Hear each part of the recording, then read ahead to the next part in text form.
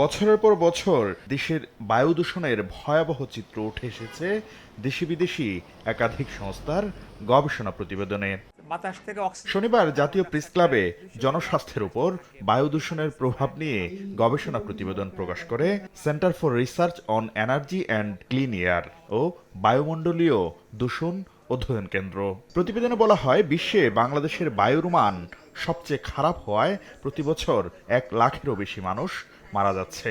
শারীরিক জটিলতার পাশাপাশি তুলে ধরা হয় বায়ু দূষণের মানসিক ও আর্থিক ক্ষতিও।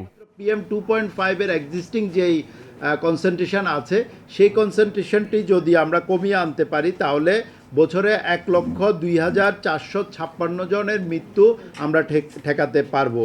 তার সাথে বায়ু দূষণের তীব্রতার ফলে শ্বাস প্রশ্বাস ও স্ট্রোক সহ নানা জটিল রোগে আক্রান্ত রোগীর সংখ্যা আশঙ্কাজনক হারে বাড়ছে বলে জানান জনস্বাস্থ্য বিশেষজ্ঞরাও। যখন আমরা দূষিত বাতাস গ্রহণ করছি, বাতাসের মধ্যে কার্বন পার্টিকেল বেশি থাকে, তখন কিন্তু সেটা আমাদের ফুসফুসকে আক্রান্ত করে, যার ফলে হৃৎপিণ্ড আমাদের সচল থাকে না, অচল হয়ে যাচ্ছে কাজ করতে করতে, এবং আমাদের আলটিমেটলি ফেল হচ্ছে, কিডনি ফেলিওর হয়ে যাচ্ছে এবং আমাদের রেসপিরেটরি ফেলিওর এবং মৃত্যুর দিকে ধাবিত হচ্ছি।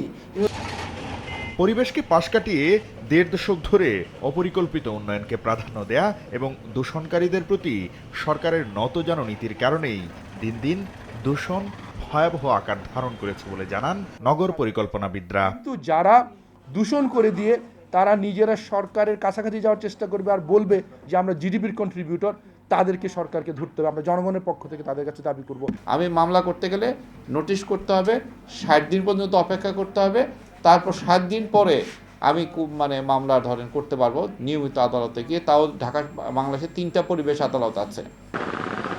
দূষণ রোধে ভ্রাম্যমাণ আদালতের কার্যক্রম বাড়ানো ও বৈধ ইট ভাটা বন্ধ করা সহ নানা পদক্ষেপ নেয়ার কথা জানিয়েছে পরিবেশ, বন ও জলবায়ু পরিবর্তন বিষয়ক মন্ত্রণালয়। ইট ভাটার বিরুদ্ধে কিন্তু স্ট্রঙ্গার ড্রাইভ হচ্ছে। একটা যেগুলো লাইসেন্স নাই কিংবা যাদের নীতিমালা পরিপন্থী কাজ হচ্ছে, যেভাবে তাদের বিরুদ্ধে আইনানুগ প্রক্রিয়া নেওয়া, সেটি কিন্তু স্ট্রঙ্গার হচ্ছে। সচেতনতা ও সবার অংশগ্রহণ না থাকলে পরিবেশ দূষণ রোধে শুধু সরকারের পদক্ষেপ সুফল বয়ে আনবে না বলেও মনে করেন অংশীজনরা।